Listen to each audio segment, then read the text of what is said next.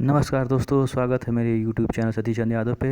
और आज हम सीटेट के पेपर 2 यानी कि जो कक्षा 6 से 8 तक के लिए होता है उसके पाठ्यक्रम की पूर्ण विवेचना करेंगे। तो निश्चित सफलता के लिए आप ये पूरा वीडियो ज़रूर देखिएगा। तो जो पेपर 2 होता है वो कक्षा 6 से 8 के लिए होता है, जिसमें मेनली 4 खंड होते हैं। ठीक है। पहला जो खंड होता है वह होता है बाल विकास एवं अध्यापन, इससे 30 प्रश्न पूछे जाते हैं। दूसरा खंड है भाषा प्रथम, जिसे 30 प्रश्न पूछे जाते हैं। और तीसरा खंड होता है भाषा द्वितीय, जिससे 30 प्रश्न पूछे जाते हैं। और चौथा खंड होता है, इसके 2 भाग होते हैं। पहला होता है गणित एवं विज्ञान, जिसे 60 प्रश्न पूछे जाते हैं। और दूसरा खंड होता है सामाजिक अध्ययन या समाज विज्ञान, से भी 60 प्रश्न पूछे जाते हैं। तो चौथे के जो दोनों खंड होते हैं गणित और समाज विज्ञान के, इनमें से कोई एक ही करना होता है। और कुल मिलाकर इससे 150 प्रश्न पूछे जाते हैं। और परीक्षा उत्तीर्ण करने के लिए कम से कम 90 अंक प्राप्त करना अनिवार्य होता है। और इसमें किसी भी प्रकार का निगेटिव मार्किंग नहीं होता है। तो इसकी डिटेल सिलेबस अब देखते हैं। तो सीटेट का जो पेपर 2 होता है कक्षा 6 से कक्षा 8 के लिए, जिसका जो पहला खंड होता है बाल विकास एवं अध्यापन, इसे 30 प्रश्न पूछे जाते हैं। और यह खंड भी क्रमशः 2 भागों में बटा होता है। पहला होता है बाल विकास, प्रारंभिक विद्यालय का बालक। और दूसरा होता है समावेशी शिक्षा की अवधारणा तथा विशेषज्ञता वाले बच्चों को समझना, इसे प्रश्न पूछे जाते हैं। और तीसरा होता है इसी का पहले खंड का तीसरा होता है अध्ययन और अध्यापन, इससे 10 प्रश्न पूछे जाते हैं। तो आइए जो इसका पहला खंड है बाल विकास एवं अध्यापन का, जो पहला खंड है बाल विकास, इसमें हम देखते हैं कि किस तरह के प्रश्न पूछे जाते हैं। मैं जल्दी जल्दी बोलूँगा और आप इसे चाहें तो कहीं नोट कर सकते हैं, या तो वीडियो को बीच बीच में रोक के आप उसे लिख भी सकते हैं। तो बाल विकास के अंतर्गत जो है विकास की अवस्था तथा अधिगम से उसका संबंध, बालक के विकास के सिद्धांत, आनुवांशिकता और पर्यावरण का प्रभाव, सामाजिकरण दबाव, सामाजिक विश्व और बालक, जिसमें शिक्षण, अभिभावक और मित्रगण से प्रश्न पूछे जाते हैं। पियाजे, कोलबर्ग, वाइगोस्टी, निर्माण और विवेचन संदर्भ, बाल केंद्रित और प्रगामी शिक्षा की अवधारणा, बौद्धिकता के निर्माण का विवेचित संदर्भ, बहुआयामी बौद्धिकता, भाषा और चिंतन, समाज निर्माण के रूप में लिंग, लिंग भूमिका, लिंग पूर्वाग्रह और शैक्षिक व्यवहार, शिक्षार्थी के मध्य वैयक्तिक विभेद, भाषा, जाति, लिंग, समुदाय, धर्म आदि की विविधता पर आधारित विभेदों को समझना, अधिगम के लिए मूल्यांकन और अधिगम के मूल्यांकन के बीच अंतर, विद्यालय आधारित सतत और व्यापक मूल्यांकन, संदर्भ और व्यवहार, शिक्षार्थियों की तैयारी के स्तर के मूल्यांकन के लिए कक्षा में शिक्षण और विवेचित चिंतन के लिए तथा शिक्षार्थियों की उपलब्धि के लिए उपयुक्त प्रश्न तैयार करना। जो ख खंड होता है समावेशी शिक्षा की अवधारणा तथा विशेष आवश्यकता वाले बालकों को समझना, इससे प्रश्न पूछे जाते हैं, जिसके अंतर्गत गैर लाभ प्राप्त और अवसर वंचित शिक्षार्थियों सहित विभिन्न पृष्ठभूमि से आए शिक्षार्थियों की आवश्यकता को समझना, अधिगम संबंधी समस्या, कठिनाइयाँ करने वाले बालकों की आवश्यकताओं को समझना, मेधावी सृजनशील विशिष्ट प्रतिभावान शिक्षार्थियों की आवश्यकताओं को समझना।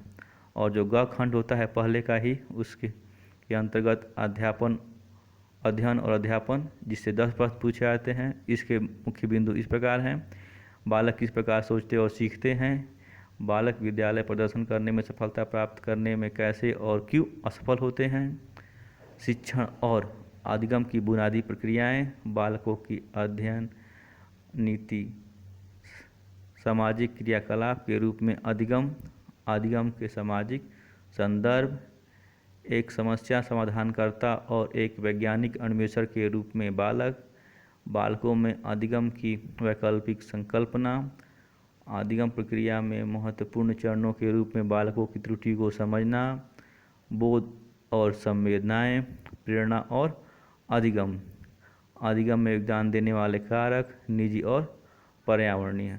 दूसरा जो इसका खंड होता है भाषा का, इसके अंदर भाषा 1 में यानी भाषा प्रथम में 30 प्रश्न पूछे जाते हैं।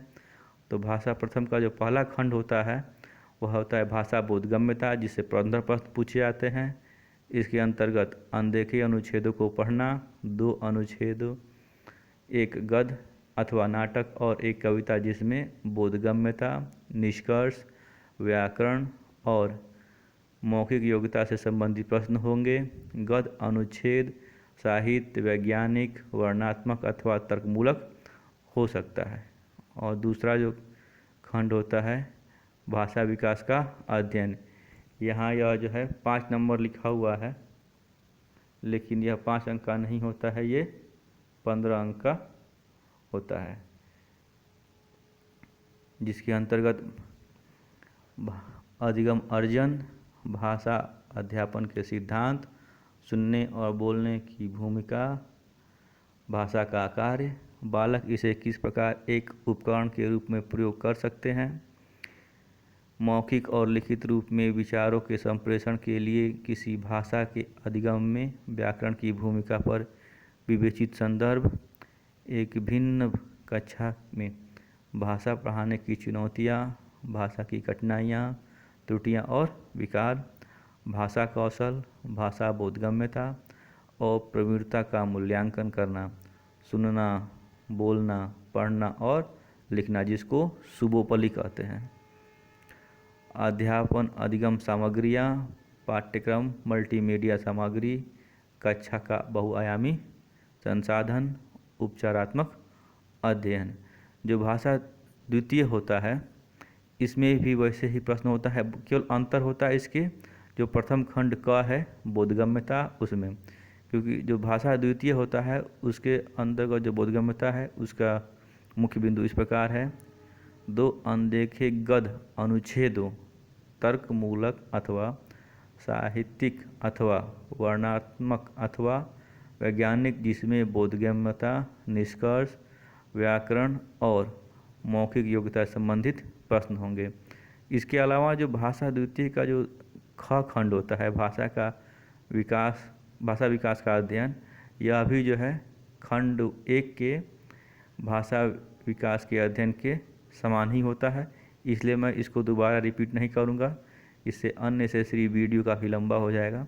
तो इसको स्किप करते हुए 30 प्रश्न और विज्ञान से 30 प्रश्न, यानी कि 30 और 60 प्रश्न पूछे जाते हैं। तो गणित की सबसे पहले हम देखते हैं। तो गणित की जो विषय वस्तु है, यानी कि डायरेक्ट जो है इससे किताबों से प्रश्न पूछे जाते हैं, वो होते हैं 20 नंबर के, जिसके अंतर्गत अंक प्रणाली, अंकों को समझना, अंकों के साथ खेलना, पूर्ण अंक, नकारात्मक अंक और पूर्णांक तथा भिन्न, साथ ही साथ बीजगणित, बीजगणित का परिचय, समानुपात और अनुपात, इसके अलावा ज्यामिति, मूलभूत ज्यामितीय विचार, 2D, बुनियादी आकार को समझना, 2D और 3D, सममिति, निर्माण, किनारे, सीधे किनारे वाले मापक, कोण मापक, प्रकार का प्रयोग करते हुए इससे संबंधित प्रश्न पूछे जाते हैं। इसके अलावा क्षेत्रमिति और आकार प्रबंधन से भी प्रश्न पूछे जाते हैं। अब जो इसका दूसरा खंड होता है गणित का, वो होता है अध्यापन संबंधित मुद्दे, जिससे 10 प्रश्न पूछे जाते हैं। वो इस प्रकार हैं: गणितीय तार्किक चिंतन की प्रकृति, पाठ्य चर्चा में गणित का स्थान, गणित की भाषा, सामुदायिक गणित, मूल्यांकन, उपचारात्मक शिक्षण, शिक्षण की समस्या। अब जो गणित और विज्ञान का है जो दूसरा भाग होता है विज्ञान का, इससे भी जैसे मैंने बताया कि 30 प्रश्न पूछे जाते हैं। 30 में से जो 20 प्रश्न होते हैं इसके विषय वस्तु से, यानी कि सीधे सीधे सवाल पाठ्यक्रम जो सीधे सीधे सवाल होते हैं वो पुस्तक से पूछे जाते हैं, जिसके अंतर्गत निम्न बिंदुओं से प्रश्न पूछे जाते हैं: भोजन, भोजन के स्रोत, भोजन के अवयव, भोजन को स्वच्छ करना, सामग्री, दैनिक उपयोग की सामग्री, जीव जंतुओं की दुनिया, सचल वस्तुएं, लोग और विचार, चीज़ें कैसे कार्य करती हैं, जिसके अंतर्गत विद्युत, करंट और सर्किट, चुंबक, इसके अलावा प्राकृतिक पद्धति और प्राकृतिक संसाधन। और इसका जो द्वितीय खंड होता है अध्यापन संबंधित मुद्दे, इससे भी 10 प्रश्न पूछे जाते हैं विज्ञान के, और वो इस प्रकार हैं। विज्ञान की प्रकृति और संरचना, प्रकृति विज्ञान, साक्ष्य और उद्देश्य, विज्ञान को समझना और उसकी सराहना करना, दृष्टिकोण, एकीकरण, एकीकृत दृष्टिकोण, परीक्षण, प्रयोग, अन्वेषण, जो विज्ञान की पद्धतियाँ हैं इसके बारे में भी प्रश्न पूछे जाते हैं। अभिनवता, पाठ्यचर्या सामग्री, सहायक सामग्री, मूल्यांकन, मूल्यांकन में संज्ञानात्मक, मनोप्रेरक और प्रभावन से संबंधित प्रश्न पूछे जाते हैं। इसके अलावा समस्या तथा उपचारात्मक शिक्षण से भी प्रश्न पूछे जाते हैं। और इसी का जो दूसरा खंड होता है सामाजिक अध्ययन या सामाजिक विज्ञान होता है। जैसे मैंने शुरू में ही बताया है, तो या तो आपको गणित और विज्ञान करना है और नहीं तो सामाजिक अध्ययन या सामाजिक विज्ञान करना है। वो निर्भर करता है कि आपने ग्रेजुएशन किससे किया है। अगर आपने गणित और विज्ञान से किया है, गणित या विज्ञान से किया है, तो आप गणित और विज्ञान वाला खंड हल करेंगे। अगर आपने सामाजिक विज्ञान या सामाजिक विषय के किसी भी विषय से किया है, तो आप जो है सामाजिक अध्ययन या सामाजिक विज्ञान का खंड करेंगे। इससे जो है 60 प्रश्न पूछे जाते हैं। 60 प्रश्नों में जो है 40 प्रश्न जो है इसके विषय वस्तु से होता है। विषय वस्तु के अंतर्गत इतिहास, भूगोल और नागरिक शास्त्र से जो है 40 प्रश्न पूछे जाते हैं। तो पहले हम इतिहास देखते हैं। तो इतिहास से जो प्रश्न पूछे जाते हैं वो निम्न बिंदुओं पूछे जाते हैं। कब, कहाँ और कैसे, प्रारंभिक समाज, प्रथम कृषक और चरवाहे, प्रथम शहर, प्रारंभिक राज, नए विचार, प्रथम साम्राज्य, सुदूरवर्ती भूभागों के साथ संपर्क, राजनैतिक गतिविधियाँ, संस्कृति और विज्ञान, नए सम्राट और साम्राज्य, दिल्ली के सुल्तान, वास्तुकला, साम्राज्य का सृजन, सामाजिक परिवर्तन, क्षेत्रीय संस्कृतियाँ, कंपनी शासन की स्थापना, ग्रामीण जीवन और समाज, उपनिवेशवाद और जनजातीय समाज, 1857-58 का विद्रोह, महिला और सुधार, जाति व्यवस्था को चुनौती, राष्ट्रवादी आंदोलन, स्वतंत्रता के पश्चात भारत। अब जो दूसरा खंड होता है इसी का है भूगोल। उसके अंतर्गत सामाजिक विषय तथा एक विज्ञान के रूप में भूगोल, ग्रह, सौरमंडल में पृथ्वी, ग्लोब, अपनी समग्रता में पर्यावरण, प्राकृतिक और मानव पर्यावरण, वायु, जल, मानव पर्यावरण, बस्तियाँ, परिवहन और संप्रेषण, संसाधन प्रकार, प्राकृतिक और मानवीय कृषि।